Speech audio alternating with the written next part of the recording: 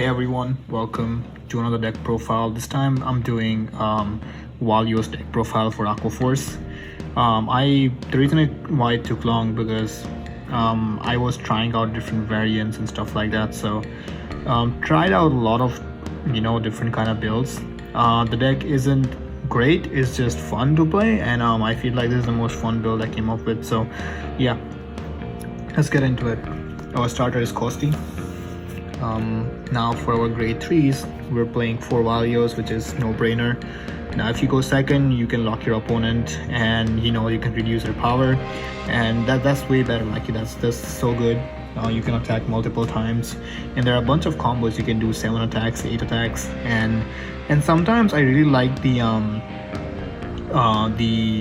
skill, like a mini Megiddo skill, because sometimes you just overextend, or sometimes you think that, oh okay, let's go, this time I'm gonna kill my opponent, but then they suddenly block it and then you won't be able to finish them, and next turn you have to guard with so many cards in your hands that you have nothing to play.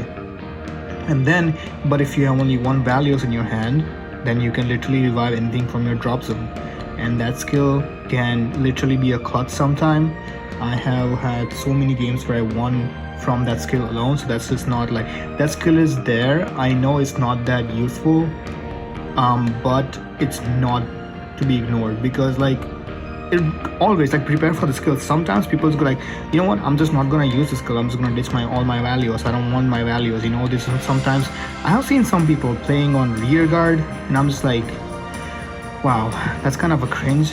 But no offense there, but like you can use your Valeos in such a good manner, because sometimes you run out of resources, and Valeos can be really useful. Now excuse me. Now I'm playing Riptide Dragon. So I'm playing 3 Riptide Dragons because I have tried other grade 3s. So let's think about the variants, alright? Like we can have let's say Thavas. Thavas needs a lot of resting pieces. Kinda useless, honestly. Like there are different directions, it conflicts a lot. Naval Gazer, not that great. I tried it, it's not that fun.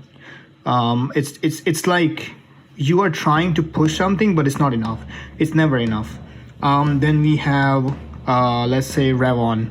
Ravon is kind of a good build, but there are some certain ways it lacks power as well.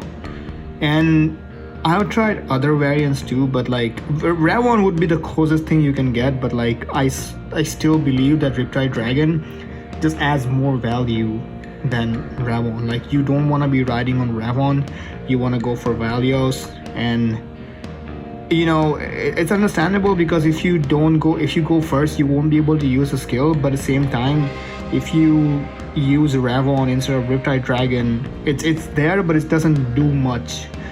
Like it's not a game ending stuff. Like it needs a grade 3 as well. So I went for Riptide Dragon, 3 of them, because I want more offense in this deck. So yeah, now we're playing 4 of our old guy, Galias. It became good. It's a good multi-attacker, re-standard, so nothing to say there. But now our best, I would say, is the best card for Blue Wave currently, only for the Blue Wave name, is this guy. It can restand something, and it has a really good synergy with different cards. For example, also is good with Galias, it goes with other cards. Like it's a really good card. There's nothing to be complained about. Like you can use, even because it has the Blue Wave name, you can use this skill on many things. So yeah, really good card. I love it. And when it attacks, you can just counterblast 1 to restand some of your Blue Wave. And that way you can attack with Galias like 2 to 3 times. 3 times for sure. Definitely really good card.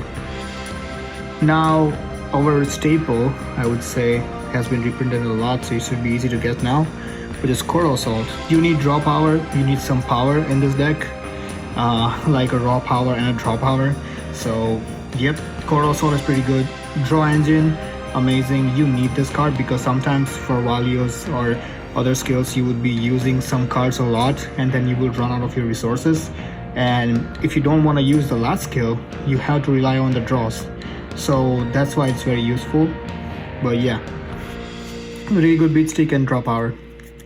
Now I'm also playing 4 Nerissa. Now because of Ravon it's not that useful, but like, or we're not playing Thavas, but like just I don't want to play those 2 cards just because I want to maximize on Nerissa, because C, even though it doesn't get 10k power, C is useful for the draw engine. Now we have 8 cards in this deck that can draw you something, which is pretty good. Like you need, that's enough for right now, and that's why I'm playing her, purely because of the draw engine.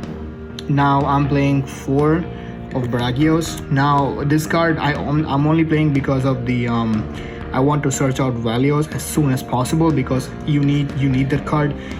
Like you don't want to be riding Riptide Dragons at all. It's a very bad situation if you end up in one, so you definitely need Bragios to search for it. And yeah, it gets plus 5k if you attack it properly.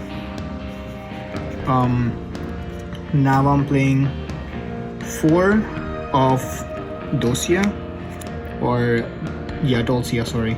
So it's really good card in a way that it can you know, filter your hand. For example, sometimes you need your second copy of Valeos and you can use this card to, you know, recycle some pieces and hopefully you get it.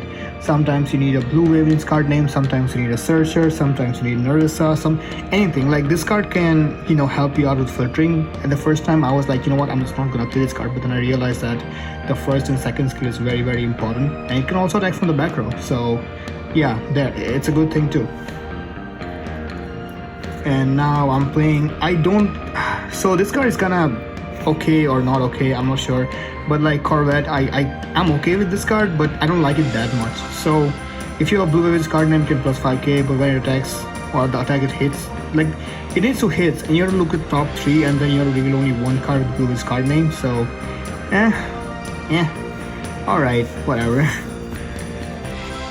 Now for triggers, now we have different lineup finally. I'm playing 6 crits, 6 draws, and I'm playing 4 heals. Yep, this deck is okay, it's fun. That doesn't feel that strong, but it's a good fun deck, you know. It's not a bad deck, and I really like it. I'm enjoying it more than other blue waves. I really wanted Valeos to come out, honestly, but Ramon came out instead, so I was like, oh my god. But now it's finally out, it's a fun deck.